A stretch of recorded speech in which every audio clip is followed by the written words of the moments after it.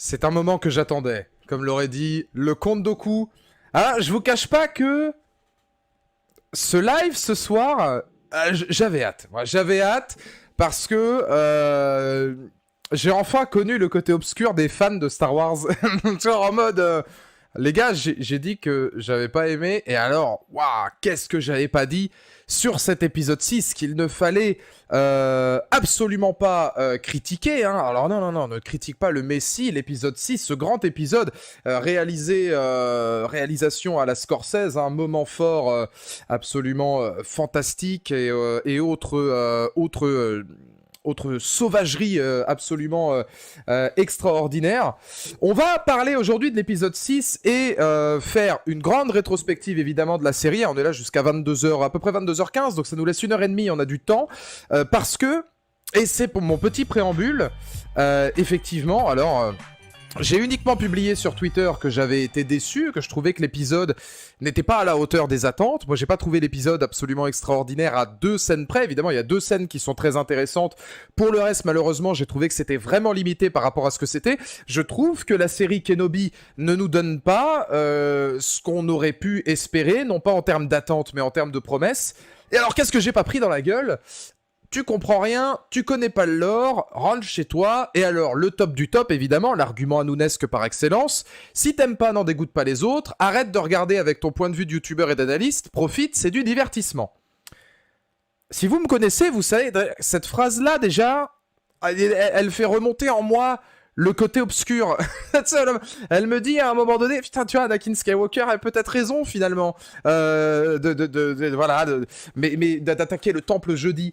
Mais c'est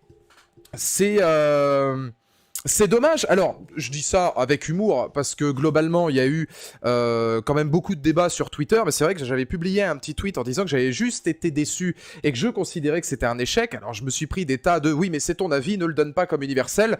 Bah écoutez, au-delà de ma page Twitter, je pense que de toute façon c'est un tweet comme un autre, donc non, évidemment, c'est pas la parole de Jésus-Christ. Et surtout, comment imaginer l'idée que on puisse dire que Obi-Wan n'est qu'un divertissement ? Et alors ça, c'est quand même assez catastrophique, notamment par rapport... Alors là, pour le coup, c'était dans des débats, donc c'est important de réagir avant de revenir sur l'épisode, parce que je trouve que c'est très intéressant. Certaines personnes qui me disaient que le cinéma, les séries, etc. avaient évolué, on était plus dans la qualité, dans la quantité que dans la qualité, que les normes avaient changé, etc. Et que donc, effectivement, maintenant on était plus dans du divertissement, on s'attaque moins au scénario, aux choses intéressantes qu'on peut y trouver, on est plus sur les effets spéciaux et en prendre plein la gueule, et il faut s'en satisfaire et il faut vivre avec.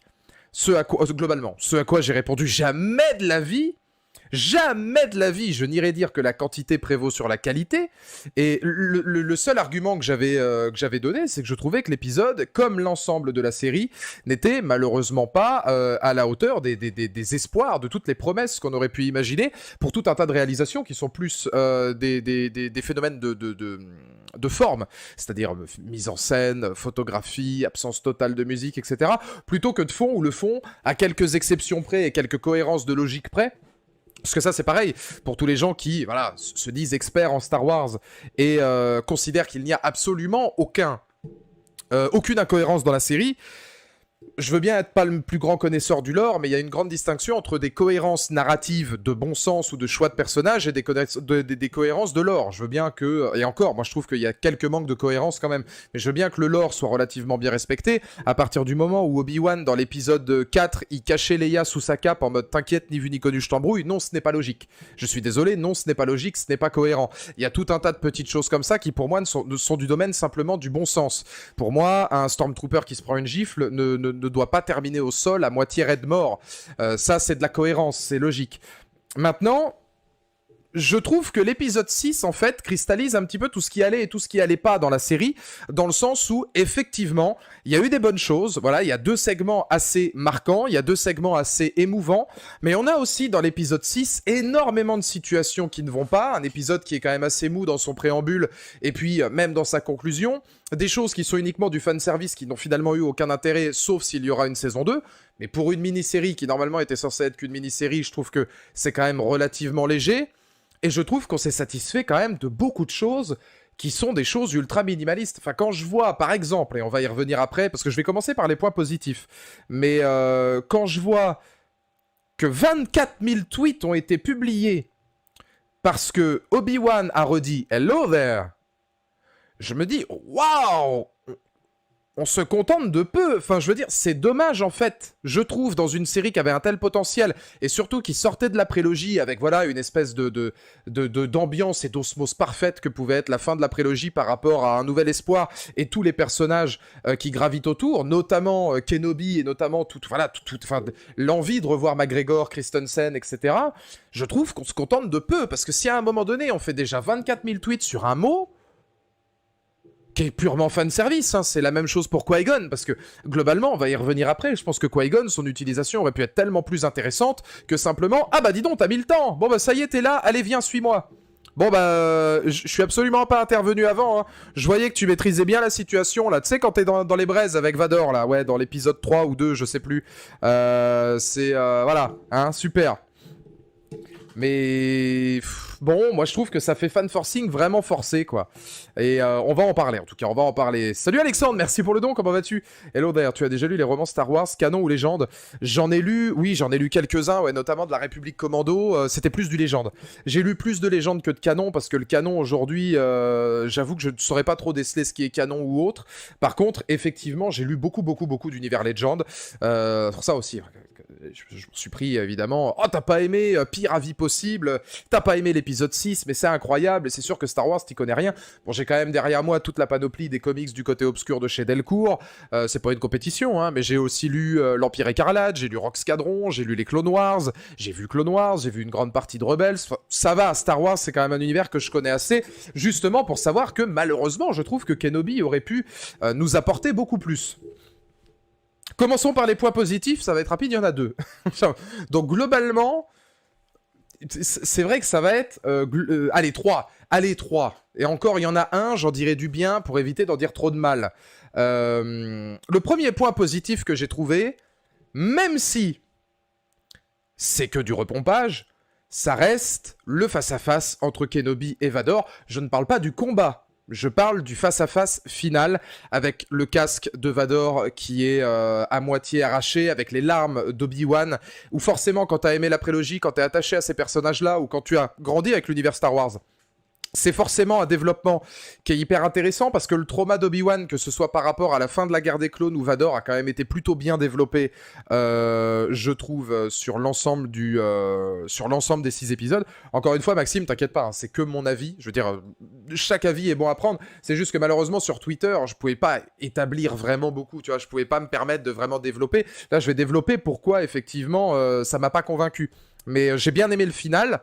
La seule chose que j'ai à redire finalement sur le final, c'est que certes c'est émouvant, c'est tristement poétique, c'est dramatique, c'est de la tragédie exactement comme la prélogie pouvait le faire entre un mentor et son disciple. Je trouve qu'il y a même la relation grand frère, petit frère ou père-fils, etc. Il y a beaucoup de choses dans la tragédie grecque, etc. qui sont avancées et j'ai trouvé effectivement que c'était particulièrement émouvant et que c'était peut-être le seul moment où il y avait des bribes de photos. Voilà, des bribes de petites séquences photographiques intéressantes, avec, je pense que vous l'avez tous remarqué, Anakin qui dit « c'est pas toi qui as tué Anakin Skywalker, moi c'est moi qui l'ai fait tout seul », le casque bleu, le reflet du sabre lumineux, les derniers bribes d'Anakin Skywalker lumineux qui sont là, pour basculer ensuite, quand il lui dit « il est mort, comme je vais te tuer toi », où là tu sens que la haine reprend évidemment, où t'as le reste du casque qui redevient rouge, où il y a probablement un mouvement de sable qui fait que le bleu s'estompe pour laisser place au côté obscur. J'ai trouvé que c'était vraiment très intéressant. Et ce face-à-face, je l'ai trouvé plutôt pertinent, plutôt émouvant, même si, avec la voix, effectivement, oui, parce qu'on a la voix qui change, alors... Ils l'ont fait dès le départ et je trouve que c'est assez raccord parce que la voix est scindée en deux, c'est-à-dire il y a toujours la voix très organique d'Anakin et puis la voix très robotique de Vador. Et je trouve que le dernier passage où il crie doublement Obi-Wan, tu sens toute la haine, tu sens vraiment tout le désespoir du mec, quoi. Tu sens vraiment qu'il y a quelque chose qui est mort à l'intérieur de lui, qu'il y a une haine absolue à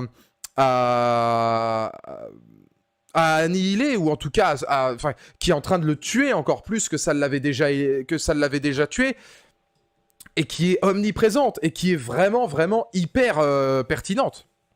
Donc ça, oui, j'ai trouvé que c'était des choses qui étaient plutôt bien mises en scène. Merci Juju pour le don. Comment vas-tu? Salut Valou, globalement déçu par Kenobi, il faudra bientôt se détacher de l'antre épisode 1-9 pour avoir de l'audace.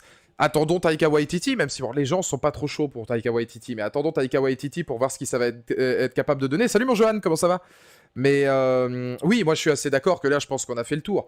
Même s'il y a encore des choses intéressantes, je pense, à se développer entre le 3 et le 4, effectivement, je pense qu'on a fait le tour. Qu'as-tu pensé de Reva? Alors Reva, j'y reviendrai après, puisque je vais faire un arc entier sur elle. Là je termine rapidement sur Obi-Wan, parce que là où il y a qualité, bah il y a défaut. Obi-Wan se barre. Et alors, moi, les gens qui me disent qu'il y a zéro incohérence dans la série,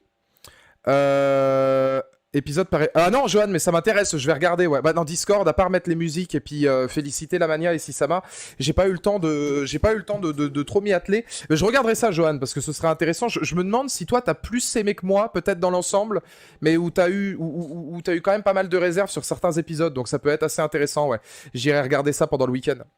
Comme ça, demain, si tu passes sur Twitch, je pourrais te donner mon avis. Mais Obi-Wan s'en va. Alors que, un quart d'heure plus tôt, il précise quand même que l'un des deux devra mourir. Donc c'est déjà dommage, en fait, de rétablir cette incohérence, alors que finalement, le mec ne dit explicitement que. Et il s'en va sous prétexte que, alors mon ami est mort pour de bon. Alors moi, désolé, mais je trouve ça complètement idiot, quoi. Je trouve ça complètement stupide. Je veux bien le rendement poétique et le rendement émotionnel de se dire il a pas envie de tuer Vador puisque de toute façon son ami est déjà mort, donc la personne qu'il connaissait est morte pour de vrai, cette fois ça y est, le deuil est terminé, machin. Oui, mais t'as la plus grande menace de la galaxie face à toi, frérot. Alors je veux bien que Palpatine il en est sous le coude et puis qu'à un moment donné, peut-être qu'un Vador il peut en créer 2 ou 3 autres, hein, c'est pas trop grave, mais... Enfin, hey, c'est... T'as juste... En fait, là, ce serait peut-être bien de conclure. T'es en train de refaire la même erreur que dans la Revanche des Sith où tu l'avais laissé pour mort. Là, en fait, tu le laisses pour vivant. Anakin est déjà mort, donc il a déjà gagné le duel. En plus, il le laisse dans une humiliation. Ouais, mais ça, c'est pas... Ça, c'est pas logique. C'est logique dans la dramaturgie du personnage, mais il y a toute une galaxie à défendre. Tu peux pas me dire qu'à un moment donné, Obi-Wan, il en a plus rien à péter de la galaxie. Ah, peut-être qu'il en a plus rien à foutre et qu'il se dit, bon bah maintenant, c'est pas grave. Un Jedi ne tue pas. Ah bah ouais, mais dis ça à Mace Windu, s'il avait tué Palpatine, la galaxie serait vachement en paix aujourd'hui. Un Jedi ne tue pas, d'accord, mais là, à un moment donné... Alors, dans ce cas-là, je veux bien qu'un Jedi ne tue pas, mais pourquoi Obi-Wan, 10 minutes avant, dit « De toute façon, l'un de nous deux devra mourir » ? Autre question, est-ce qu'Obi-Wan est encore un Jedi ? Les Jedi n'existent plus. Est-ce que c'est encore un Jedi ? Parce que là, il peut pas se dire... Bon, parce qu'un Jedi ne tue pas. Un Jedi ne tue pas, d'accord, mais un Jedi ne tue pas. Qu'est-ce qu'il fait à la fin de la Revanche des Sith ? Il le laisse pour mort, il le laisse cramer, c'est je t'aimais, au revoir, et il était convaincu qu'il était mort. Il le dit lui-même, son ami est mort. Oui, mais on s'en fout qu'il... Enfin, c'est ça le truc que je comprends pas, en fait, mais peut-être que vous avez raison, mais c'est le truc, moi, quand je l'ai vu, je me suis dit, ok, ton ami, il est mort, mais Vador, il est vivant. Enfin, je veux dire... C'est la plus grosse menace de la galaxie que tu laisses, quoi. Et je vais vous dire un truc. Si, et c'est pour ça que moi je trouve que l'apparition de Qui-Gon elle est pétée, parce que globalement elle ne sert à rien, à part apporter du fanservice, et honnêtement, oui mais je veux dire Jeff, Obi-Wan, je te parle spirituellement parlant, des Jedi, il y en a plein qui ont survécu, mais l'ordre Jedi n'existe plus, c'est ça que je veux te dire. Spirituellement parlant, c'est l'ordre Jedi n'existe plus, il y a quelques Jedi disséminés, mais tu vois bien qu'au début de l'épisode 1, Obi-Wan il se considère plus comme un Jedi. Donc à un moment donné, pour moi l'argument Anakin est mort, pour moi il tient pas. Il tient pas parce que dans le reste du lore, alors il tient parce qu'à un moment donné, il faut forcément que Dark Vador reste en vie, hein, parce que c'est obligé. Mais justement, je vous donne une alternative. Au lieu du passage tout botoxé là de Qui-Gon Jinn, vraiment bien, là on sent qu'on l'a rajouté. Hayden Christensen, on lui laisse 40 ans, hein, mais par contre Qui-Gon, on le botoxe à mort histoire de le faire rajeunir un maximum. Si au lieu d'avoir Qui-Gon en fantôme à la fin, on avait, pendant le combat, au moment où Obi-Wan est sur le point de le tuer, Qui-Gon qui lui parle, et qui lui dit « Ne le tue pas, ne t'abaisse pas à ce niveau, etc. » Emballé, c'est pesé, merci, bonsoir. Voilà, c'était mieux. Cohérence, Qui-Gon qui veut pas qu'Anakin meure, Qui-Gon qui dit à Obi-Wan « Ne prends pas ce chemin-là, ne prends pas cette voie-là. » Au moins, t'aurais une explication. T'aurais une explication logique de Qui-Gon qui arrive et qui dit « Ok, non, ne tue pas ça, Obi-Wan. Fais ce que je t'ai appris, etc. Et puis putain, en termes de scène, ça aurait eu de la gueule. Ça aurait eu quand même un impact énorme, parce que en plus, tu te serais dit, Qui-Gon, il revoit Anakin, tu vois, peut-être même qu'Anakin aurait pu l'entendre aussi en mode Qui-Gon, tu vois, un truc vraiment genre épique. Et c'est ça, on manque d'épique. Là, c'est genre, ah bah Anakin, il est mort. Bon bah mon ami est mort alors, bon bah je peux y aller, bah bisous hein. Bon courage hein, parce que là, genre les réparations, j'ai une carte de fidélité chez Midas si tu veux. Je sais pas si ça prend, moi j'ai feu vert aussi, mais c'est pour si ça peut t'aider. Mais Qui-Gon devait apparaître sous les décombres et on aurait le moment épique avec les rochers. Bah ça aurait été vachement mieux que ça, parce que là putain, enfin... Je veux bien qu'Anakin soit mort, mais dans les faits, tu laisses la plus grande menace de la galaxie, en fait. YOLO. Donc finalement, Obi-Wan...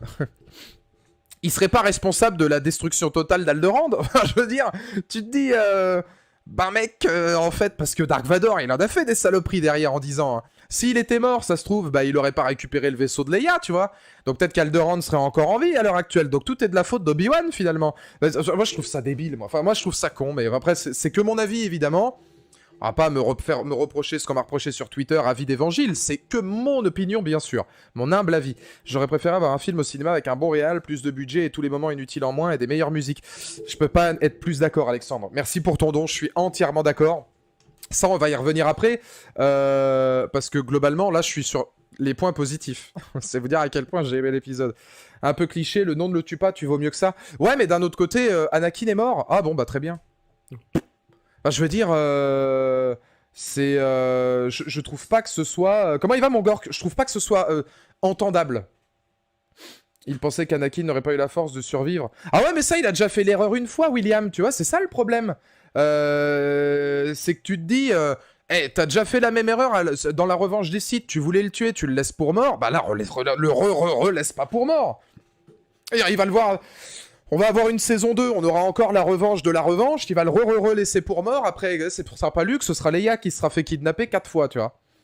Alors, il n'y a pas que des... Non, il n'y a pas que des cons sur Twitter, c'est juste qu'en fait, au début, c'était dans le débat, et puis t'as toujours Jean-Michel The C'est Tout qui vient, mais bon, c'est le réseau social qui est comme ça. Puis après, t'es retweeté, enfin, ton tweet est cité en mode avis d'abruti, ceci, cela. Enfin, t'as vraiment l'impression, en fait, le problème, c'est que la communauté Star Wars, la mauvaise partie, pas vous évidemment, mais la mauvaise partie Star Wars, c'est comme la grosse majorité de la mauvaise partie de Walking Dead, ou Game of Thrones, ou des trucs, ou des machins. Si tu dis du mal de quelque chose, t'as insulté 8 darons sur 16 générations. J'insiste sur le 16. Difficile déjà d'insulter 8 darons, mais sur 16 générations, on remonte peut-être à l'époque de Louis XIV, Louis XV, hein, c'est-à-dire que là, on est vraiment le roi soleil, Louis Vignac, tu vois, on est que des plus de 10. Donc tu te dis, je donne juste mon avis, tu vois, je donne des points positifs, négatifs. J'ai quand même reconnu que c'était assez émouvant, parce que oui, les phrases qui sont données, les larmes d'Ewan McGregor, etc., moi je trouve que c'est quand même vraiment puissant, tu vois. Là, il y a une scène puissante. Le Vador qui est annihilé encore une fois par Kenobi, qui le regarde avec des yeux... Enfin, tu vois, Hayden Christensen, les yeux tristes. Puis quel plaisir, quel bonheur de revoir Hayden Christensen. Voilà, quel plaisir de revoir Hayden Christensen et Ewan McGregor, ça c'est évident. La série ne tient que pour ces deux personnages-là, il faut être honnête. La série ne tient que pour ces deux personnages-là. Mais ça, en fait, ça apporte en plus des choses, moi, qui sont... En fait, c'est de la facilité narrative. C'est pas que c'est incohérent, c'est facile, quoi. C'est ça que j'essaie d'expliquer. Obi-Wan qui dit « Bon, bah, mon ami est mort, alors je me casse », c'est facile. Haute facilité narrative extraordinaire. Palpatine. Alors là, c'est... Vador, non, il m'échappera pas. Ne vous inquiétez pas, je vais le retrouver. Je ne laisserai plus jamais quelqu'un m'échapper. Obi-Wan sera à moi. Palpatine, 10 secondes plus tard. Frérot, je te sens pas bien, là. Je te sens chafouin, là. Faudrait peut-être que t'arrêtes avec Obi-Wan parce que je sens que t'es en train de vriller. Littéralement, Vador, une seconde après, j'en ai rien à foutre d'Obi-Wan.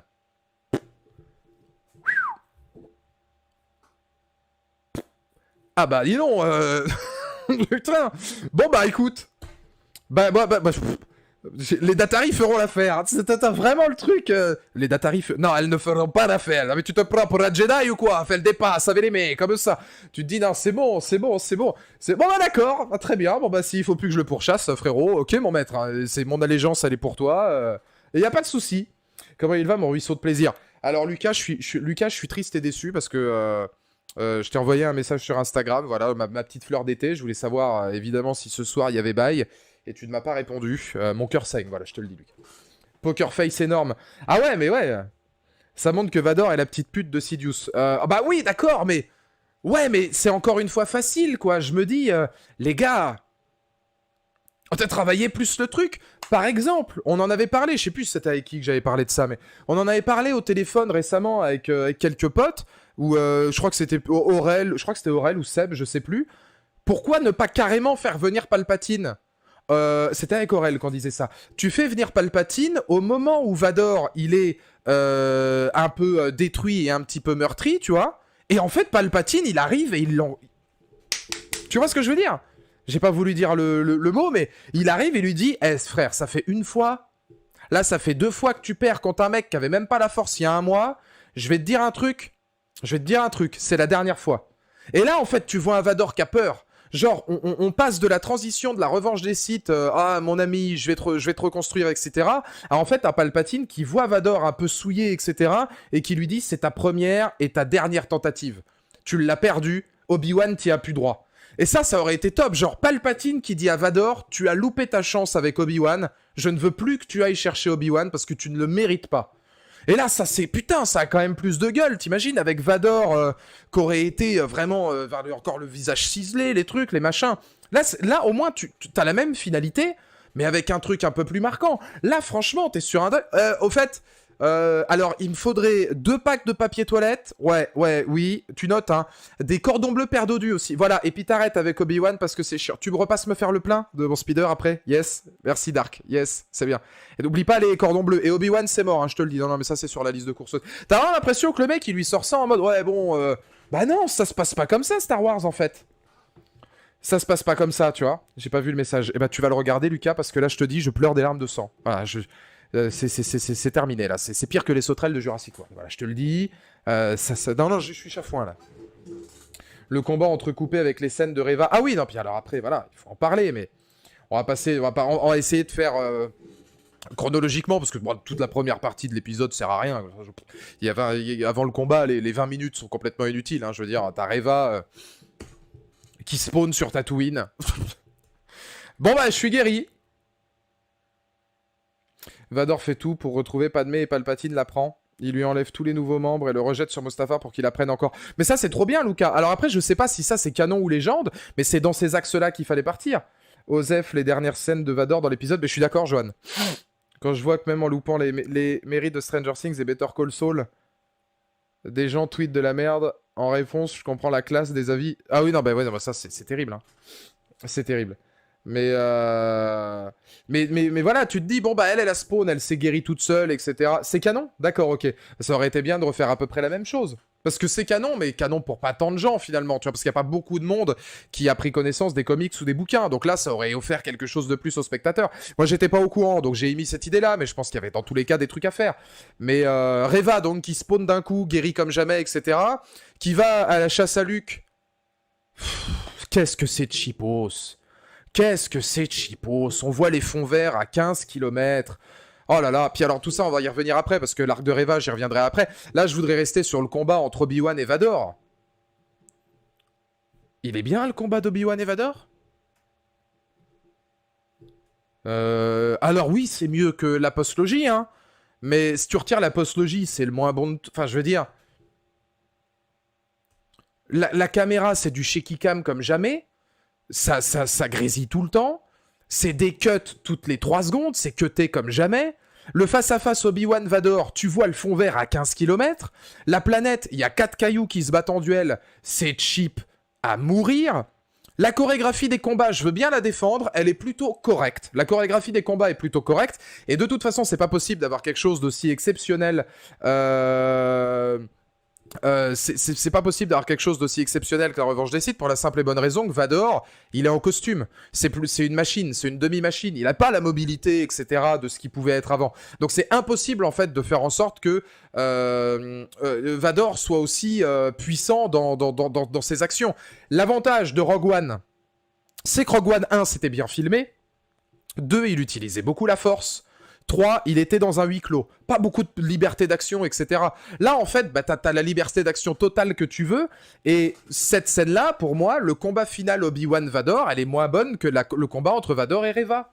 Je vais peut-être me faire des ennemis, hein, mais au moins Vador et Reva. Vador, il sort pas son sabre, il est méga charismatique, il a même pas besoin, il se joue d'elle à longueur de temps, il prend un sabre laser, il le cut en deux, le double sabre, et derrière, il la bousille. Mais comme jamais, et là il est plus fort que tout. Et moi je trouve que c'est vachement mieux chorégraphié quand c'est dans le non dit comme ça, tellement t'as une élégance et une force naturelle que t'en as rien à foutre, plutôt que là où... Non, c'est cheap. C'est cheap. C'est vraiment cheap. Et je regarde une scène où Obi-Wan... Alors non, mais ça c'est pareil, mais Obi-Wan qui était à l'Arctique de la Mort il y a 3 épisodes, qui ne savait même plus utiliser la Force. Alors ok, on a quelques épisodes chemin de croix pour montrer qu'il a réussi à la reprendre. Mais le moment où il soulève toutes les pierres, là, enfin tous les effets spéciaux déguisés en pierre... Déjà, c'est laid, enfin, c'est un plan qui est affreux à regarder. Parce que les effets spéciaux, tu les vois à 15 km, et puis même, j'ai envie de me dire, ok, Obi-Wan est très puissant, mais il est pas un chouïa trop, là? Par rapport au contexte, enfin, je veux dire, t'as récupéré vite ton bail, hein, pour un mec qui a pas dormi depuis 45 jours, et... Bravo, hein, parce que, dis donc, c'est vite revenu, c'est comme le vélo. Alors ça me dérange pas, que la Force soit vite revenue. J'ai toujours considéré que Kenobi était le plus grand chevalier Jedi de tous les temps. Parce que pour moi, il est, comme disait Anakin, hein, il est aussi sage que Yoda, il est aussi fort que Windu. Donc moi, ça m'étonne pas. Pour moi, Obi-Wan, c'est le plus grand Jedi de tous les temps. Mais même si c'est un peu rapide, je peux comprendre. Par contre, à un moment donné, il fallait faire plus épique que ça. C'est pas épique du tout d'avoir une quinzaine de rochers qui lui tombent sur la gueule, surtout quand les effets spéciaux sont vraiment trop limités. Surtout quand la réalisation, elle est aux fraises complètes. Mace Windu, c'est le boss. Ah bah Mace Windu, c'est un... Oui. Mace Windu, il est hyper costaud. Mais je pense qu'Obi-Wan est à peu près du même niveau. Hein. 90 millions de dollars de budget, la série Deborah Shaw n'est pas non plus aidée par ce budget. Oui, c'est sûr. Et c'est pour ça que sur Twitter, je le disais, Béranger, que on peut pas en vouloir qu'à la série. On peut pas en vouloir qu'à la série parce que 90 millions pour 6 épisodes, c'est que dalle. C'est que dalle. Il y a quoi ? Il y a... Surtout pour un Star Wars, quoi. T'as, allez, peut-être 3 heures de show en tout, à peu près. 3 heures de show, mec. Peut-être même un petit peu plus, hein. 3 heures, 3h30, 90 millions. Un film Jurassic World, c'est 165 millions pour 2h20. Forcément que c'est pas assez. Et ça en devient catastrophique, mais ça, c'est la faute à Disney. Et ça, je le dis depuis le début, je ne comprends pas que Disney n'ait pas investi là-dedans. Surtout quand tu vois derrière le niveau de Mandalorian, quoi. C'est sûr que le budget était très limité. Bah de ouf. Kenobi, je lui mets 7 sur 10. Moi, je lui mets 5, je lui mets la moyenne, je peux pas mettre plus. C'est trop décevant, même le final, il est hyper décevant. Et alors, quand je vois que tout le monde, mais littéralement tout le monde sur Twitter, ou presque, excusez-moi du terme, c'est pignolé. Moi, je suis content que les gens aient apprécié. Et contrairement aux gens qui m'insultent parce que j'ai pas aimé, moi, je respecte tous les gens qui ont apprécié. Parce que il y a quand même des éléments appréciables, notamment vis-à-vis du duel final. Mais est-ce que ça mérite à ce point, en fait, de dire que c'est extraordinaire ? J'ai quand même lu des choses que le final de Kenobi était la meilleure chose qui soit arrivée à Star Wars depuis la revanche des Sith. Depuis la revanche des Sith. Et là, tu te dis, les gars, il y a eu Mandalorian saison 2, il y a eu Clone Wars saison 7, il y a eu Rogue One. Eh, s'il vous plaît, calmons-nous, quoi. Depuis la revanche des Sith. Ah bah ouais, mais non, attends... La revanche des Sith, c'était il y a 17 ans. Il y a eu des projets Star Wars depuis. Hein. Même Clone Wars Nickelodeon, c'était... ou de DreamWorks, là, ou je sais plus trop quoi, là. C'était meilleur que ça. Cartoon Network. Je suis plutôt d'accord avec toi, malgré ma note plus haute. Oui, voilà, non, mais chacun a un avis. Enfin, je veux dire, c'était ce que je disais. Je vais pas commencer à critiquer les gens qui ont un avis différent du mien, puisque c'est exactement ce que je fais. Je critique les gens qui me critiquent parce que, soi-disant, j'ai la science infuse. Non, j'ai juste trouvé qu'il y avait des incohérences, des choses qui étaient pas bonnes, et je le dis, c'est tout. Mais Rogue One était... Rogue One, en termes de photographie et de réalisation, de gigantisme et de mise en scène, est à des années-lumière de Kenobi. C'est à des années-lumière de Kenobi. Alors, il y a une autre scène que j'ai bien aimée, globalement. C'est la scène où Kenobi parle à Leia. Sur Alderaan, où Kenobi lui fait plus ou moins ses adieux. Et il parle... de Leia, il parle à Leia, de ses parents. Il lui dit qu'elle a la passion, la fougue, voilà, de son père, qu'elle a la douceur et la gentillesse et la bonté de sa mère. J'ai trouvé, moi, que c'était élégant. J'ai trouvé ça élégant, j'ai trouvé ça plutôt bien vu. J'ai trouvé ça assez poétique. Alors, il y a des gens qui m'ont fait signaler qu'effectivement, c'était quand même dommage de faire autant sur Kenobi et Leia. Sachant que, je vais vous poser une question dans le chat. Leia, elle le vit comment, la mort de Kenobi, dans l'épisode 4 ? Parce que là, en fait, c'est pas de la faute de l'épisode 4, mais est-ce qu'il fallait en faire autant là ? Sachant qu'au final, si tu veux être accord avec un nouvel espoir, elle en a rien à foutre.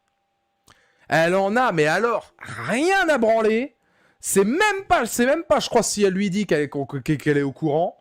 Parce que je suis même pas sûr qu'il y ait une scène où elle l'apprend. Oh, peut-être que si, quand elle vient réconforter Anakin. Bah, justement, il me semble qu'elle vient réconforter Luke en mode oh là là, oui, je sais pour la mort. Mais c'est pas toi en fait qui est censée être la plus triste parce que, bah, vu ce qui s'est passé là, elle le connaît à peine dans le 4.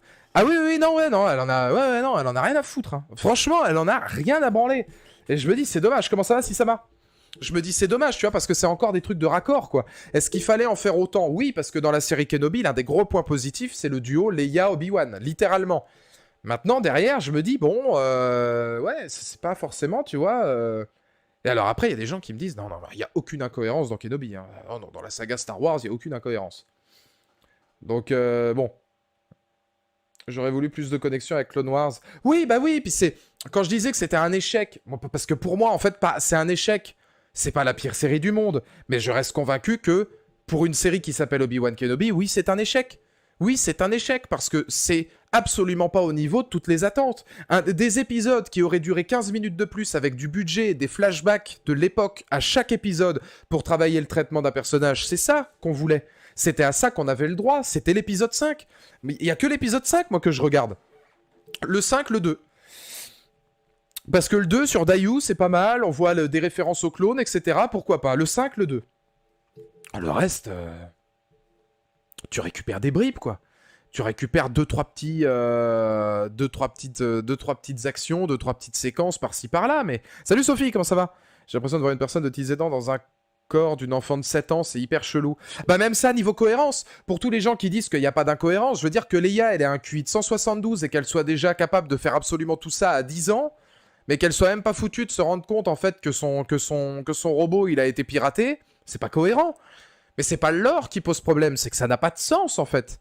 La cohérence, c'est pas que je suis en train de te parler que de cohérence de lore. Faut arrêter avec le lore Star Wars. Je te parle de cohérence de série aussi, je veux dire, on t'explique une histoire. C'est ça le délire.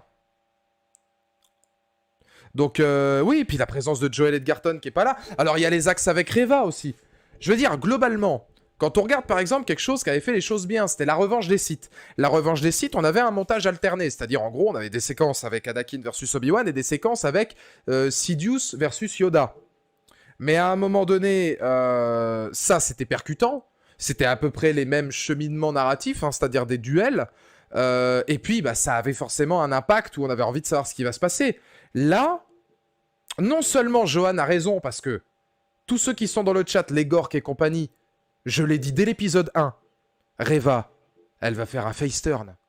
Reva, c'est sûr qu'elle va devenir sympa. Et puis voilà, elle va faire « Oh bah non, finalement, j'ai pas envie d'être comme ça. » J'avais pré-shot dès l'épisode 1 qu'elle était au temple, qu'elle allait se retourner contre les autres, et qu'elle finirait par redevenir sympa. On l'avait tous prédit.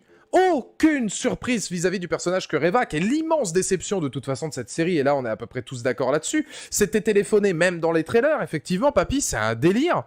Et là en fait le montage alterné entre le combat Vador-Obi-Wan et le combat avec Reva, c'est juste de l'ennui. Ça nous laisse pas respirer, c'est juste pas intéressant. Reva qui va attaquer Beru et Owen. Alors Beru c'est devenu une nana force de commando. Hein. Je sais pas si vous l'avez vu, hein, mais Beru c'est une putain d'unité d'élite. Hein. À elle seule. Alors Owen, il sert à rien, hein. Lui, globalement, pauvre Joel Edgerton, il a 3 lignes de dialogue, c'est parfait. Par contre, Beru, c'est une ancienne des forces spéciales des États-Unis. Je suis sur We Own This City en ce moment, elle faisait partie du groupe aussi d'intervention d'armes à feu à Baltimore. Hein. Ah, Beru, tu l'emmerdes pas, hein. Beru, tu la regardes de travers à Tatooine, Beru, tu termines la bite dans le tupperware. Hein. Ah, mais c'est la meuf à Seth Gex, hein, elle. Hein. Petite référence à Seth Gecko, évidemment. Tu connais la réplique, tête de forain, gag de poulain, tu peux pas faire plus masculin. Voilà, c'était Seth Gecko. Nous, on aime la littérature, on aime évidemment la poésie française et tout, ces prophètes qui nous embellissent de leur talent au quotidien. Alors, en vrai, j'adore Seth Gex. Donc, moi, en vrai, j'adore Seth Gecko. Donc, je vais même pas dire que c'est faux, parce qu'en vrai, j'adore Seth Gecko. Mais voilà, Beru c'est... ça sort de nulle part. Alors le pauvre Owen n'a aucun intérêt. Puis la scène, elle est molle. Et alors Obi-Wan. Alors je vais demander par rapport au... Même si pour moi ça reste débile. Mais je vais quand même demander par rapport au lore. Parce qu'il faut parler du lore. Est-ce que la planète... Déjà on sait même pas ce que c'est. Enfin je veux dire. Est-ce que la planète sur laquelle se pose Obi-Wan pour affronter Vador, c'est une planète limitrophe de Tatooine. Est-ce que c'est juste à côté de Tatooine? Ou est-ce que c'est loin? Ou est-ce qu'on n'en sait rien?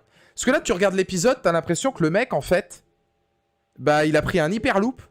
3 secondes, il est arrivé. L'autre, elle est même pas encore revenue chez Owen, qu'il est déjà... Ah bah t'inquiète pas, je vais la chercher, je vais dans la mer de Dune. Putain, il y a 10 minutes, t'étais pas en train d'affronter Vador sur une autre planète? J'ai des goût whiskas pour... Ah ouais, non mais celle-là, elle est exceptionnelle aussi. Hein. On n'en sait rien. Non, voilà, je crois qu'on sait pas. Hein. C'est une planète sonnée. Écran de LED. Quoi? Téléportation. Ouais, en fait, c'est Cole Turner, le gars. Luke est plus attristé qu'elle par la mort de Kenobi alors qu'elle le connaît depuis 30 minutes et a moins vécu de choses qu'elle avec lui. Ça... Non, mais voilà, exactement, exactement. Toute l'intrigue avec le combat Reva contre Owen et Beru est sans intérêt. Non seulement on a connaissance que Luke va survivre. Ah oui, non mais...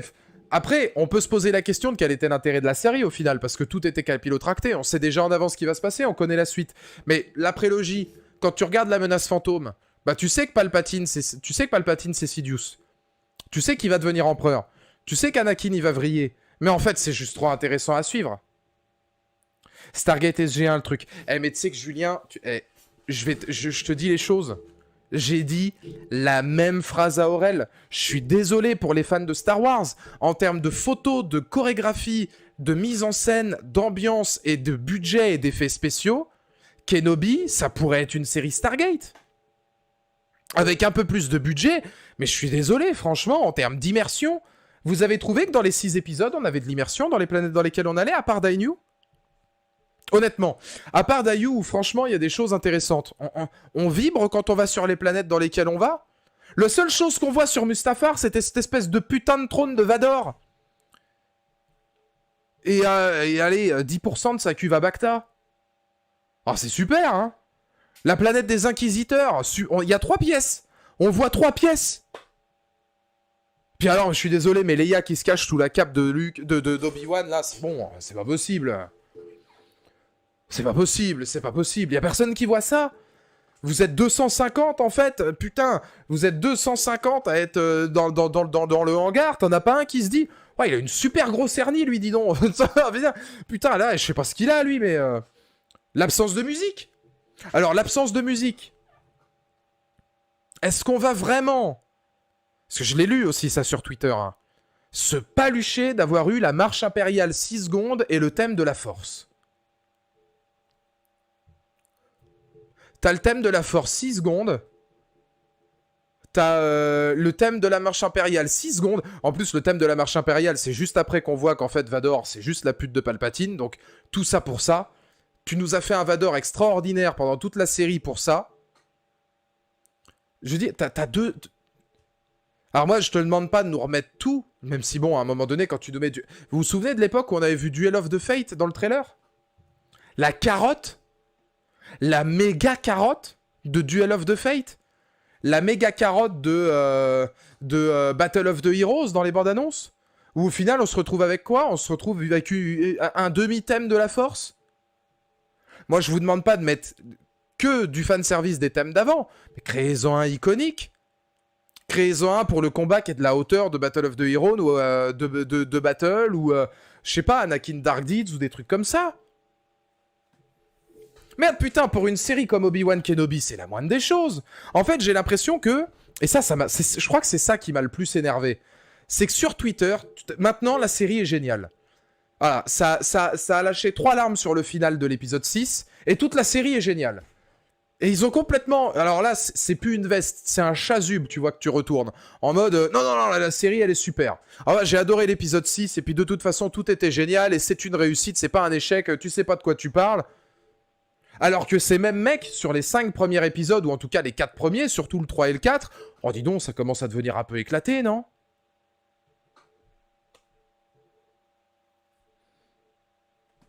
Parce que je reste raccord avec ce que je pense, mais en fait, le final, il est pas meilleur que le début, quoi.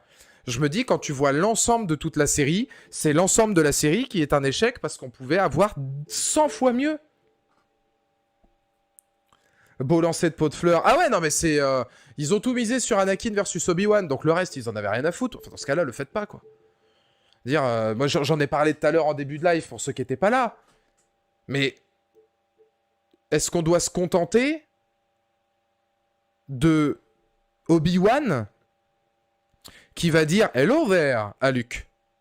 Est-ce que vraiment on doit se contenter de ça? D'un fanservice hallucinant d'une phrase et de voir des gens dire « Il l'a dit, il l'a dit, il a dit le mot, il a dit le mot !» Que c'est faible! Mais que c'est faible! Et en fait, le problème, c'est que je pense que la majorité des gens oubliaient que c'était une série Obi-Wan Kenobi. Comme le début était pas ouf, on se satisfait un peu du nécessaire, et là, c'est pas de la faute des gens, c'est que la série était pas ouf. Donc on se satisfait un peu du nécessaire, mais on a oublié que c'était une série sur Obi-Wan Kenobi. Là, je vais vous dire, je pense qu'on a regardé ça comme Clone Wars ou comme Rebels. Enfin, Clone Wars, encore, c'était très bien, mais un peu comme la première saison de Rebels ou de Clone Wars, ou alors comme Boba Fett, ou comme Cassian Andor. Voilà, pas d'exigence. Il faut pas être exigeant. Et ça, sur Twitter, si vous allez voir mon tweet, tout le monde le dit. Il ne faut pas être exigeant. Si tu es fan, tu n'es pas exigeant. C'est en étant fan et en aimant le cinéma, en fait. Enfin, je vais vous lire un tweet que j'ai publié et sur lequel j'ai répondu, qui résume plutôt bien la situation, en tout cas, moi, de ce que je pense. Parce que je pense que je pourrais pas dire mieux qu'en vous le lisant. Mais... Hop, alors c'était où et c'était qui? Oh là, il y a eu tellement de j'ai publié tellement de réponses en même temps. Ah, attendez, je vais essayer de vous dire ça, mais hop.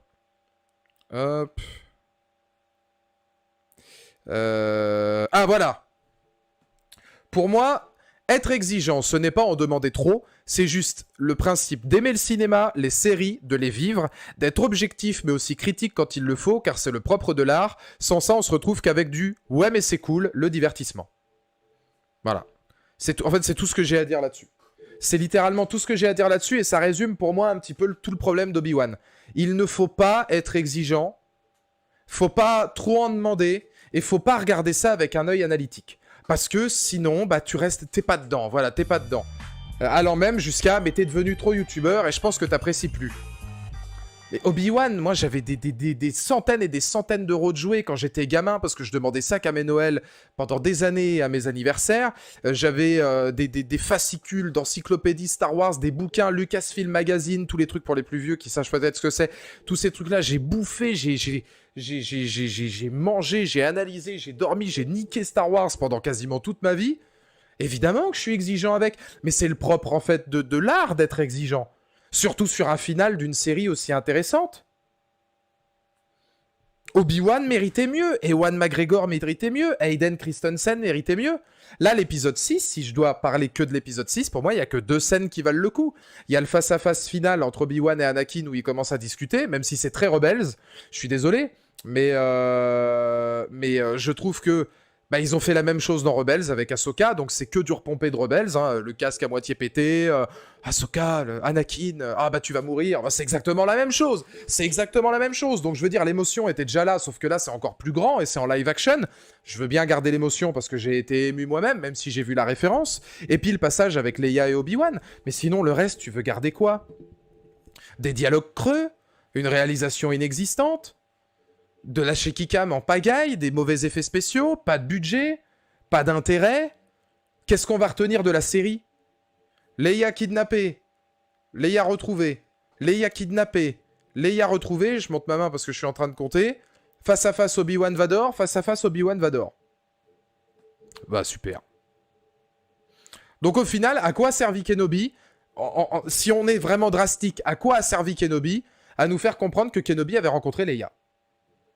Et qu'il est au courant qu'effectivement, enfin ça on le savait déjà avec le 4ème d'un autre côté, donc on s'en fout quoi, mais remontrer qu'il est au courant qu'Anakin est encore en vie. Est-ce que ça valait le coup de faire une série là-dessus? Les Inquisiteurs, mais quelle catastrophe! Il y a 4 Inquisiteurs, ou 5, je sais même plus, il y en a 4 ou 5. Le Grand Inquisiteur, il est juste là parce qu'à un moment donné, il faut respecter le canon, Rebels, etc., tout ce que tu veux, et puis montrer un personnage à peu près connu. Reva, c'est une catastrophe, les autres, ils sont putain d'inexistants. Tous les duels qu'il y a entre les Inquisiteurs pour « non, c'est moi qui sera Grand Inquisiteur, non, c'est moi, c'est étudié quand, ça? De toute façon, tout était prévu depuis le départ par Vador, donc ça servait à rien. Allez, on est au niveau des Chevaliers de Rennes, mais complètement. Complètement. C'est exactement ça. Merci Juju pour le don. Je rajoute une bonne nouvelle en hors sujet. On vient d'apprendre que Kraven le chasseur, dans son film, sera un défenseur de la cause animale, bordel. Ouais, alors je sais pas si c'est de l'ironie, le bonne nouvelle ou pas, ça dépend. Je me prononce pas parce que Kraven le chasseur, il y a... Alors, je vais vous dire, il y a quelques comics où il a du respect pour les animaux, même si c'est un chasseur, justement, il les chasse avec respect, etc. Ça ne l'empêche pas de tuer, voilà, mais il est quand même plus proche limite de la nature que de l'être humain, et il a quand même du respect pour eux, malgré son statut de chasseur. Il y a des comics qui sont comme ça. Il y en a évidemment beaucoup d'autres, où alors là, il porte, voilà, peau de bête de lion coupée en deux sur lui, c'est un monstre sanguinaire, etc. Ok. Visiblement, les deux, tu peux trouver à manger à droite à gauche, même si moi je fais plus partie de la truc Kraven le chasseur, défenseur de la cause animale. Bon, bah, feed Brigitte Bardot, ça n'a pas trop de sens. Surtout que le problème, c'est que c'est Sony. Donc ça va être de la merde parce que c'est Sony, donc ça va être très pro, défense des animaux, etc. Enfin, on va se retrouver avec un gentil encore, donc ça sert à rien. Et c'est un peu l'effet Venom. C'est-à-dire que tous les fans de Venom nous ont fait chier avec « Ouais, mais attends, tu comprends pas, mais Venom, c'est pas qu'un méchant. Dans le comics Lethal Protector, et ben c'est vachement bien, donc le film est génial. C'est un comics sur 1000 où les 999 autres, Venom est un gros connard. Mais comme il y en a un qui est accurate, il faut rien dire. Donc moi, malheureusement, en fait, les trucs accurate, moi, maintenant, je regarde plus que les films. Si le film est bon, c'est cool. Si le film est mauvais, il est mauvais. Mais je ne parle plus des trucs accurate, parce que malheureusement, en fait, tu n'as jamais raison. Je veux dire, tu trouveras toujours un comics ou un roman ou un truc qui va te faire dire l'inverse. Et pareil pour Qui-Gon, par exemple. Qui-Gon, c'est un bon exemple. Merci encore à Juju pour le don. Et tu vois, tu nous fais rebondir sur un truc intéressant. Qui-Gon, pendant des mois et des mois, on nous disait que c'était impossible qu'il soit en fantôme de force. Bah, sauf qu'en fait, visiblement, si on part sur A plus D, plus du canon, plus 2-3 trucs qu'on aurait dit dans... C'est possible qu'il ait terminé sa formation, donc ça devient à peu près logique.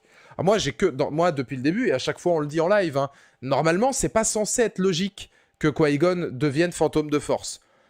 Bah là, visiblement que c'est arrivé, bon bah ça devient logique. Donc, moi, là, pour le coup, je sais pas vous dire si c'est possible ou pas que Qui-Gon devienne fantôme de force, mais visiblement, là, ça y est, d'un coup d'un seul, c'est devenu logique et tangible.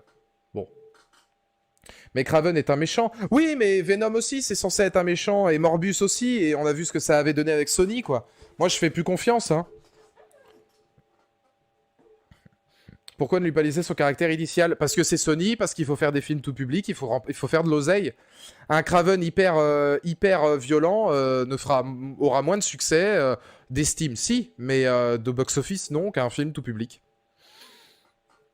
Ta gueule, c'est magique. Bah, moi j'ai pas tout compris à l'histoire de Qui-Gon, mais bon, globalement, je pense que le fantôme de force c'est pour le grand public plus que pour les fans hardcore. Bah ouais, mais visiblement là il y avait des fans hardcore qui essayaient de... y a des fans hardcore qui essayaient de défendre ça en mode si, c'est logique, c'est crédible, etc. Bon, voilà. Donc moi je suis désolé, mais je trouve que c'est décevant. Je trouve que c'est hyper décevant dans l'ensemble. C'est hyper décevant, c'est plat, c'est mal branlé sur la forme. Il y a quelques idées de fond qui sont intéressantes, parce que moi l'épisode 2 et 5, je les ai bien aimés. Le premier, le trauma d'Obi-Wan, c'est mou, mais pourquoi pas. Et je pense que s'ils ont balancé les deux dans la première journée, c'est parce qu'ils savaient que le premier était trop mou pour ne mettre que celui-là. Non, c'est franchement, c'est pas à la hauteur, hein. Juste la voix de Qui-Gon pendant le combat contre Vador, hein. C'est ça qu'il fallait, hein, pour rendre le truc épique. Parce que après, voilà, et j'en parle parce que là, je sais qu'il y a beaucoup de gens qui donnaient justement des théories, des analyses ou un potentiel par rapport à certaines choses. Il y a quand même deux configurations à prendre en compte. C'est bien de râler, mais donner des idées, c'est mieux aussi. Et je dis ça parce que je sais que beaucoup parmi vous donnez des idées au fur et à mesure. En mode, bah ouais, ok, ça c'est pas terrible, mais t'aurais pu faire comment à la place? Et c'est ça qui est intéressant, en fait. C'est aussi de donner des idées, de donner une autre opportunité, de donner un autre point de vue pour voir un petit peu comment ça peut se passer. Là, du coup, ça devient intéressant. Se dire c'est de la merde pour c'est de la merde, et puis, bah, finalement dire, bon, ok, mais qu'est-ce qui serait passé? Voilà. Là, le problème, c'est qu'en fait, dans la série Obi-Wan Kenobi, bah, en 10 minutes, on est capable de trouver des arguments, en fait, et puis de trouver des thématiques qui auraient été meilleures que ce qu'ils ont fait. Et ça, c'est toujours le même problème. C'est pas à nous, en fait, de faire ça, tu vois. Le vrai problème de cette série, c'est que les sabres laser ne tuent plus. Rhaenyra se rend 200 dans le vide. Ah oui, non, bah, ouais. Ouais. Qui-Gon qui s'adresse aux deux aurait été intéressant. Oui, pour empêcher Obi-Wan de le tuer. Plutôt qu'Obi-Wan, et alors moi je persiste et signe là-dessus. Obi-Wan qui ne tue pas Vador, ça n'a aucun sens. Je veux bien qu'Anakin soit mort, mais t'as la plus grande menace de toute la galaxie en face de toi. Qu'est-ce que tu branles, frérot? Il faut une autre réal pour la saison 2 et ce sera déjà bien mieux. Est-ce qu'il faut vraiment une saison 2? Dans le chat, vous répondez par oui ou non. Est-ce qu'il faut une saison 2 à Obi-Wan Kenobi ou pas?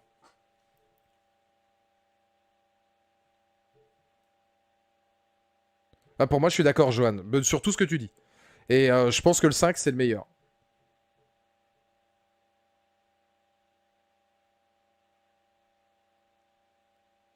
Il y a quelques oui, il y a beaucoup de non quand même, il y a quelques oui. Après, c'est vrai que sinon, tout ça pourquoi? Oui, mais qu'est-ce qui pourrait arriver d'autre à Kenobi, tu vois, pendant ces histoires-là? Et alors, surtout, débarrassez-nous de Deborah Shaw. Faut plus que Deborah Shaw, faut la mettre dans le tiroir à John Watts.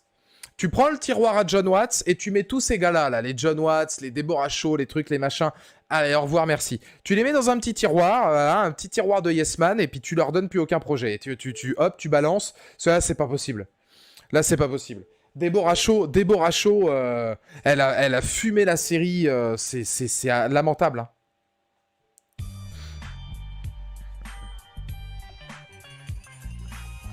Ah ouais, le tiroir à John Watts, hein, tu mets ça là. Hop là, allez là-dedans. Et Deborah Shaw, on peut pas je peux pas laisser dire ça. Moi j'aime le mec, mais on peut pas la comparer à Robert Rodriguez. Robert Rodriguez, il a des chefs-d'œuvre à son actif. Il a Desperado, il a Planète Terreur, il a Une Nuit en Enfer, il a Sin City. Voilà, tu peux pas mettre les deux dans le même. Deborah Shaw, elle a rien. Elle a 2-3 épisodes de 2-3 séries connues, mais c'est tout quoi. Rendez-vous l'année prochaine pour la future dépression causée par la série Daredevil PJ13. Merci pour le don. Ouais, oui, c'est vrai qu'il y a ça aussi. À moins qu'il arrive avant dans She-Hulk avec Jessica Jones et puis qu'on finisse tous par bien pleurer des larmes de sang. Mais ouais, non, oui, à voir. Moi, je vais vous dire, j'ai peut-être un tout petit peu plus confiance. Oh la vache, ça me tue de dire ça, mais je me demande s'il faut pas faire un peu plus confiance à Marvel qu'à Star Wars. Tout le monde parle d'une saison 2 avec Dark Maul. Mais une saison 2 avec Dark Maul, ça n'a aucun sens. Ça n'a aucun sens. Dark Maul n'a... Putain, il y a Clone Wars et Rebelle. Dark Maul n'a jamais retrouvé Obi-Wan, en fait. Il le retrouve à la fin. Obi-Wan, il est vieux, il meurt, emballé, c'est pesé, terminé. Il faut pas ramener Dark Maul, ça sert à rien. Dark Maul, il faut le ramener. Vous voulez faire une série avec Dark Maul, faites une série sur Emilia Clarke. Faites une série sur comment elle s'appelle, le personnage d'Emilia Clarke. Faites une série sur son personnage et sur le truc écarlate ou de je sais plus trop quoi, là, les rivières pourpres de mes couilles, là. Et puis, mettez Dark Maul là-dedans, comme ça, au moins, voilà, Kira, merci. Et mettez Maul avec Kira, continuez Solo, puisque vous avez engendré un truc avec Solo. Mais une saison 2 avec Maul, puis moi, revoir Emilia Clarke, pour être tout à fait honnête avec vous...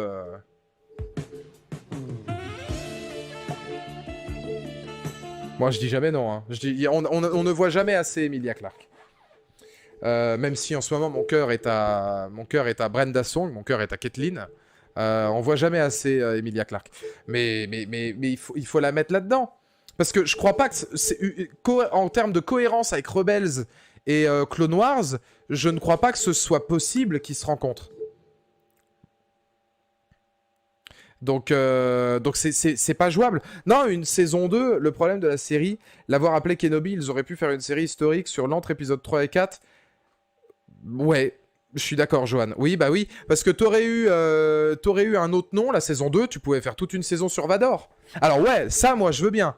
Toute une série sur Vador qui se passe avant ou après sur la traque des Jedi ou les trucs, les machins, alors ça, je signe 1000 fois. Une série sur Vador, je signe des 2 mains, des 2 pieds. Ah ouais, non, vraiment. Hein, je sais pas si j'arriverai à signer du pied, mais attendez, j'essaye. Oui, si, je devrais pouvoir faire un truc qui ressemble à ma signature. Soit elle ressemble à rien, donc c'est plus simple. Oui, là, je suis d'accord. Mais oui, ça aurait peut-être pas dû s'appeler Kenobi. Parce que là, Kenobi, le mec, il se barre de sa caverne, ça sent quand même bon, bah, je vais partir en ermite, quoi. Ça y est, hein, je vais faire mes exercices avec Qui-Gon et je pars en ermite. Est-ce que ça vaut le coup de faire toute une série sur Obi-Wan qui fait ses exercices avec Liam Neeson, quoi? Bah, de toute façon, les gars, on va pas se mentir. On sait très bien de quoi va parler la prochaine série.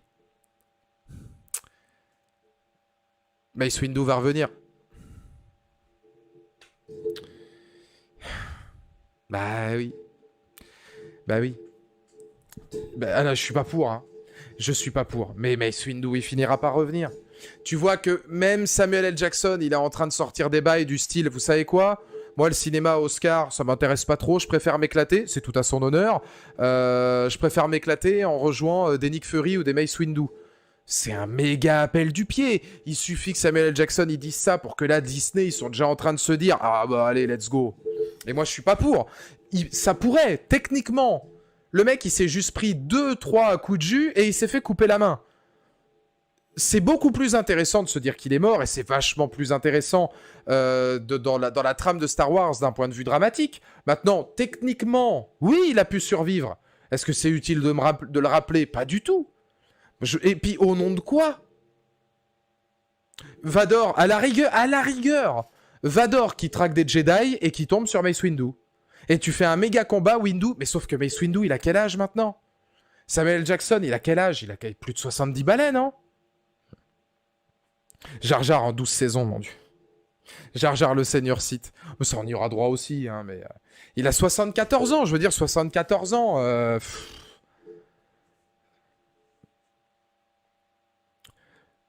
Mais voilà, c'est pourquoi faire. Palpatine, c'est logique. Palpatine, c'est juste mal branlé. J'en parlais tout à l'heure, mais vis-à-vis de Kenobi, Palpatine, son retour, il est juste mal branlé. C'est un FaceTime, voilà, il est sur Skype avec Vador, et globalement, il discute un petit peu avec Vador, ouais, machin, et puis c'est tout, quoi.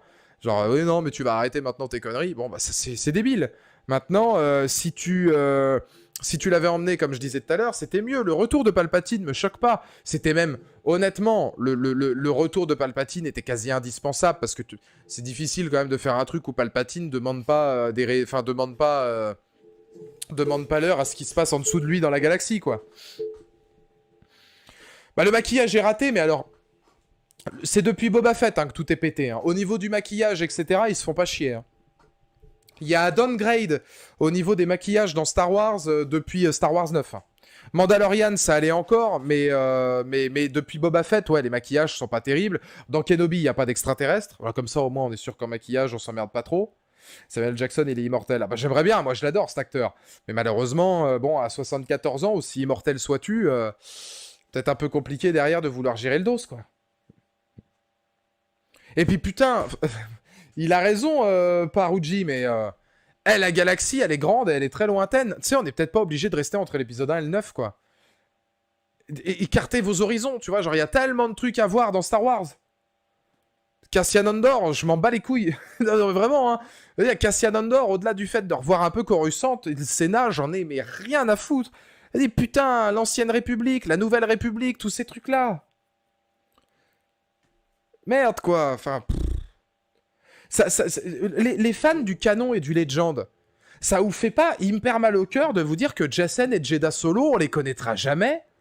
Anakin Solo, la mort de Chewbacca, Mara Jade, Luke, le temple Jedi de Luke, les Sith devenus mercenaires, les trucs, les machins, ça fait chier personne de se dire super, à la place on a eu le premier ordre, Palpatine et Rey Skywalker. Stade Disney, t'as envie de leur dire d'aller manger leur mort, je suis désolé, mais... Non, mais t'as envie de leur dire, les gars, enfin...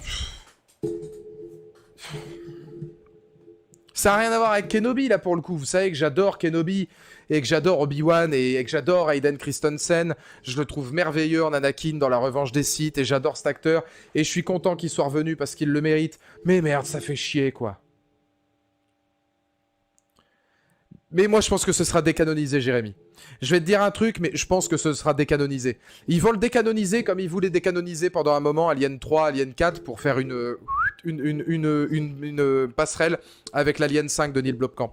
Je pense qu'un jour, d'ici peut-être 15, 20, peut-être 30 ans, j'en sais rien, peut-être même avant, la saga, elle fera 1, 2, 3, 4, 5, 6, 1, 2, 3, 4, 5, 6, 7, 8, 9, et là, autre chose. Ce sera décanonisé à partir du 7. Heureusement qu'il y a Mando, hein.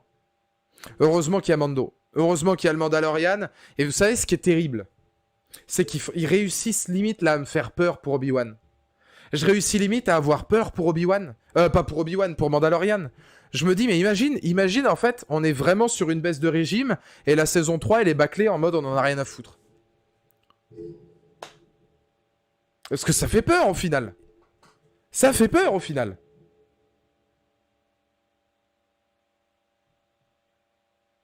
T'en penses quoi du flashback de l'épisode 5 avec... Ah bah ça j'ai adoré.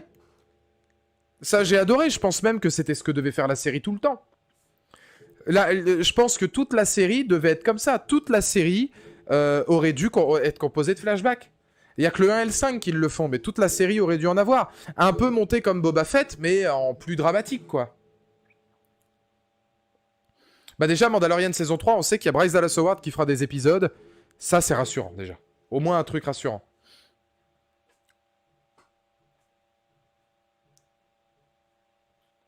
Si tu regardes les 2 dernières séries vraiment bien récentes, Mando et Bad Batch, c'est quoi? Des nouveaux personnages. Ouais, et c'est ça qui fait qu'on a de l'empathie pour eux. Mandalorian, Pedro Pascal, c'est devenu un de mes personnages préférés du lore Star Wars, alors que le mec, il a que 2 saisons à son actif. Mais parce qu'au moins, ils ont pris la peine de créer. Alors que là, on crée rien, quoi. Ah si, on a créé Reva. Wouhou! Ah ouais, alors, attendez, on est mauvaise langue, hein. Il y a Reva quand même, hein. Et il y a O'Shea Jackson Jr. aussi, il y a le fils d'Ice Cube. Ça, c'est pour ce qu'on lui demande de faire. Oh, mais c'est pas cool, hein. C'est pas cool. Mon fils de 10 ans te demande qui est le plus fort, Dark Vador ou Thanos? Dark Vador. Dark Vador. Alors, tu lui dis que si Thanos il enlève son gant, c'est Vador. Mais que de toute façon, dans mon cœur, c'est Vador aussi. On est obligé. On est obligé. Et si t'as déjà un petit de 10 ans, Mathilde, à mon avis, ça veut dire que t'es plus de la génération Star Wars. Je pense que t'étais déjà en train de lui dire Vador. Je pense qu'à mon avis, c'était déjà en mode Vador, il est cool. Même si, évidemment, Star-Lord est au-dessus du soleil. Voilà, Star-Lord, c'est notre prophète moderne. Mais pour moi, c'est simple, Star Wars est mort. 1977-2022. Ouais, faut pas dire ça, faut pas dire ça. Je pense qu'on aura peut-être... Star Wars va vivre, là, je pense, une période un peu creuse. Un peu comme la Warner avec DC. Ou un peu comme Marvel avant qui récupère 2-3 projets originaux. En mode, on va voir à peu près toujours la même chose, ce sera pas terrible. Et un jour, dans Star Wars, on l'aura, notre The Batman. On l'aura, notre Joker. On l'aura, notre film comme ça. Où, malgré tout, Disney, ils vont faire comme Warner. Ils vont se dire, écoutez, les gars, on peut pas en rester là parce que nique sa mère, on peut pas non plus se contenter de trucs comme ça. Et puis, ils vont tenter des trucs audacieux. Et peut-être qu'ils y croiront pas, mais peut-être que justement, ce sera génial parce que Disney n'y a pas cru. Moi, je peux pas dire que Star Wars est mort, sachant qu'il y a quand même eu Rogue One et le Mandalorian et qu'on a encore la promesse de Mandalorian, mais... Ils vont vraiment faire une série sur Reva alors que tout le monde s'en fout. Ah, j'ai pas vu l'anecdote là-dessus. Je regarderai pas si c'est le cas. Il y a des rumeurs comme quoi ils veulent faire une série sur Reva. Il y a eu Clone Wars. Clone Wars, c'est génial. Clone Wars, c'est exceptionnel. La saison 7 de Clone Wars, là, pour le coup, on n'est pas très très loin de ce qui s'est fait de meilleur depuis la revanche des Sith.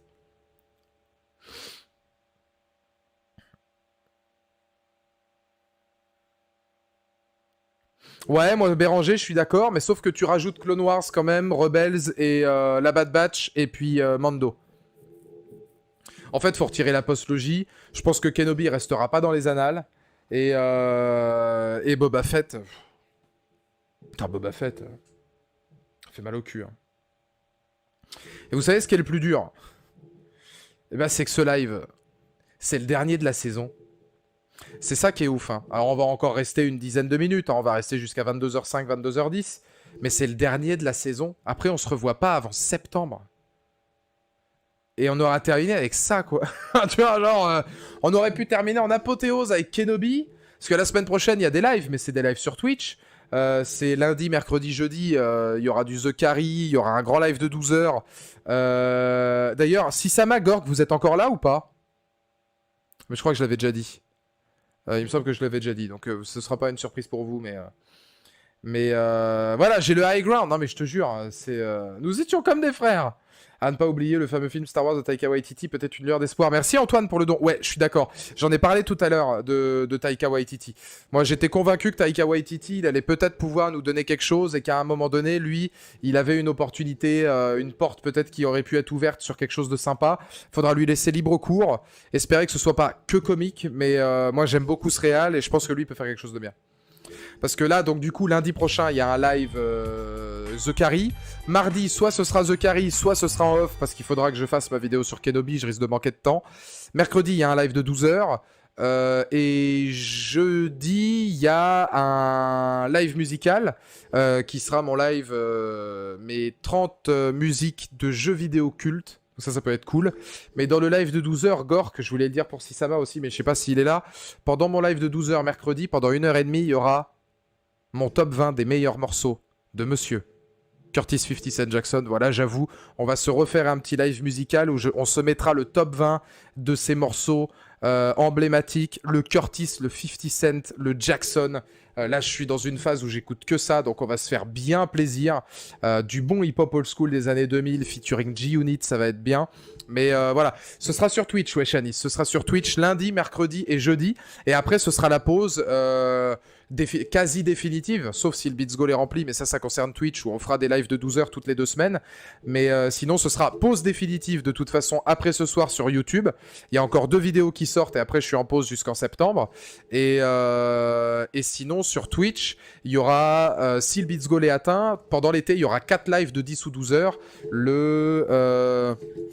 Je vais vous donner les dates. Sur Twitch, si jamais le Beats Goal est atteint, on a des lives de 10 ou 12 heures programmés le samedi 16, 23 juillet et le 13 et le 20 août. Avec des lives aussi le mercredi. C'est tout. Si le Beats Goal est atteint. En tout cas, en ce qui concerne YouTube, les lives sont terminés à partir de ce soir. Donc de toute façon je le mettrai sur Discord, hein, Shanice, t'inquiète pas, dans les plannings. Si quelqu'un dans le chat peut mettre le lien de mon Discord au cas où des gens n'y sont pas, comme ça au moins vous aurez les plannings en fonction des lives que je fais, etc. pendant l'été, s'il y a des lives pendant l'été. Le mercredi toutes les 2 semaines. Alors le mercredi ce sera toutes les semaines sauf la première semaine de juillet. C'est-à-dire la semaine du 4 au 10, il n'y en aura pas parce que je crois que je ne serai pas disponible par rapport à des travaux, etc. Ce sera à partir du 13. À partir du 13 juillet, ce sera tous les mercredis par contre. De l'été. On fera des lives de 2-3 heures tous les mercredis de l'été pour discuter un petit peu. Ce sera que du talk et on se fera plaisir un peu comme on fait d'habitude. Et après, tu auras les lives où on fera du gaming et plein de petites belles choses qui seront les week-ends que je vous ai annoncés. Si évidemment le Beats Goal est atteint d'ici à jeudi prochain. Par contre, pour YouTube, ouais, c'est le dernier live de la saison. Terminé avec ça, en plus le pire c'est qu'on s'énerve un peu parce qu'en fait on aime ça. Je veux dire, on s'énerve pas par plaisir. Moi quand je disais que c'était un échec, je suis pas content que ce soit un échec. On dirait que je dis ça pour faire chier le monde, mais c'est moi le premier que ça emmerde en fait de me dire que c'est un putain d'échec le live, pas le live, la série Kenobi, parce que j'en attendais quelque chose de malade. J'avais confiance en fait. De dire voilà. Hein. C'est con, mais nous étions comme des frères, tu vois. Moi je l'aimais, cette série. La prophétie voulait qu'elle redore le blason de Star Wars, là, pas que ça se transforme en connerie, là. Un truc à la con, là. Mais non, ça me fait chier, mais bon, qu'est-ce que vous voulez que je vous dise? C'est décevant, c'est tellement décevant que ça en devient un peu un échec. Moi, j'arrive pas à m'en satisfaire. Comme j'ai dit, je sais pas si tu partages cet avis, pour moi Star Wars version Disney c'est dommage car c'est une multitude de plein de séries, alors qu'une bonne grosse série calibre GOT ce serait extraordinaire. Bah oui, on l'a ça, c'est Mando. En fait c'est tout ce qu'ils font à côté, hein, où on sent qu'ils font des trucs à droite à gauche de mini-fiction, de mini-séries, de ceci, cela, sans soit y croire, sans vraiment beaucoup de potentiel ni de budget. Il y a que Mando en fait où ils ont confiance. Il y a que Mando où globalement les mecs ils se mettent un truc de malade derrière. Sinon, quels sont les projets Star Wars que tu attends le plus? Honnêtement, Mando et c'est tout quoi. La série sur Mandalorian saison 3 et c'est tout. Le film de Taika Waititi, mais j'attends de voir un peu le casting et de quoi ça va parler avant, parce que là pour l'instant c'est un peu tôt, mais quand même parce que j'aime bien le réal. Andor, je m'en fous. Si, Ahsoka. Ahsoka, oui. Tale of the Jedi, ça peut être sympa, c'est en animation, mais ça va parler de pas mal de personnages que j'aime bien, donc ça peut être intéressant aussi. Notamment vis-à-vis de Dooku, de Qui-Gon, de ceci, de cela, ça peut être cool. Surtout si c'est style Clone Wars. Moi, la Bad Batch, la saison 2, ouais, parce qu'il y a quand même le retour de comment il s'appelle, de Rex, du Capitaine Rex, donc ça forcément c'est cool. The Acolyte, moi la showrunneuse, j'ai vu ce qu'elle a fait, j'y crois pas du tout. Parce que quand tu vois les projets sur lesquels elle a bossé, j'arrive pas à y croire, donc non. Non, c'est... Faut voir, quoi. Faut voir. En tout cas, voilà. C'est fait. Il est 22h. Bon, je pense qu'on a à peu près tout dit, puisque bah, globalement, il n'y avait pas grand-chose à dire non plus sur cet épisode. Hein. C'est bon. Tu vas mettre la rediffusion du live d'hier. Alors oui, la rediffusion de ce live et la rediffusion du live d'hier ne seront là que en fin de semaine prochaine. Les attendez pas avant fin de semaine prochaine parce que je vais être blindé de taf jusqu'à jeudi les vacances. Vendredi je suis en vacances, on est le 1er juillet, c'est là que je me chargerai de faire un petit peu d'administratif. Mais d'ici à jeudi, j'ai live demain, j'ai live dimanche, j'ai live lundi, j'ai peut-être live mardi, sinon je bosse ma vidéo sur Kenobi. J'ai 12 heures de live mercredi, j'ai live jeudi, j'aurai absolument pas le temps de m'en occuper. Donc ce sera après, ce sera vendredi, samedi, dimanche, pas de cette semaine mais de la semaine prochaine que les deux rediffs y seront. Bon, pour d'ici, c'est pas grave, hein. Mais pour Kenobi, c'est un peu chiant de laisser passer une semaine, mais je sais que j'aurai pas le temps dans tous les cas. Mais voilà. En tout cas, je vous remercie d'avoir été là pour parler Star Wars. C'était très sympa. On était entre 200 et 400 en moyenne. Donc c'est très bien. Hein. C'est à peu près à la hauteur de ce qu'on faisait sur Boba Fett. Donc c'est des bons ratios. Sachant qu'aujourd'hui, il y a de moins en moins de monde en live sur YouTube puisque Twitch a pris un essor extraordinaire. Donc c'est normal qu'on soit un petit peu moins. Mais merci à tous d'avoir été là quand même. Pour ceux que je vais pas revoir avant très longtemps, c'est-à-dire peut-être le mois de septembre avec les lives YouTube, et passez d'excellentes vacances, profitez de mes 2 dernières vidéos qui sortiront la semaine prochaine, c'est-à-dire We Own This City et Kenobi, parce qu'il y aura une vidéo sur Kenobi, un grand récap, et évidemment We Own This City qui viendra parler de l'excellente série autour de John Berntal qui est sortie. Prenez soin de vous et évidemment des autres. Bonnes vacances à ceux qui seront en vacances, bon courage pour ceux qui n'en prennent pas, et à la prochaine pour ceux qui me suivent sur Twitch. Pour tous ceux qui me suivent sur Twitch, n'oubliez pas qu'on se retrouve dès demain aux alentours de 13h, 13h30 pour du talk, et à 14h on continue un petit peu Jurassic World. The Carry, la nouvelle run évidemment, qui arrive dimanche et qui va, je pense, être très drôle et qui va faire ben plaisir. Donc voilà, on continuera évidemment à discuter pendant les lives. Encore une fois, je vous le dis pour tous ceux qui sont là, hein, mais il y a un Beats Goal du côté de Twitch. Donc si jamais le Beats Goal il est rempli, on aura encore des lives pendant l'été. Donc on continuera à se voir même pendant mes vacances. Donc ce sera plutôt sympa. Bonne soirée. Merci d'avoir été là. Merci pour les dons encore comme d'habitude. Et que la force soit avec vous malgré tout. Moi je l'aurais buté, Vador. Putain, chier.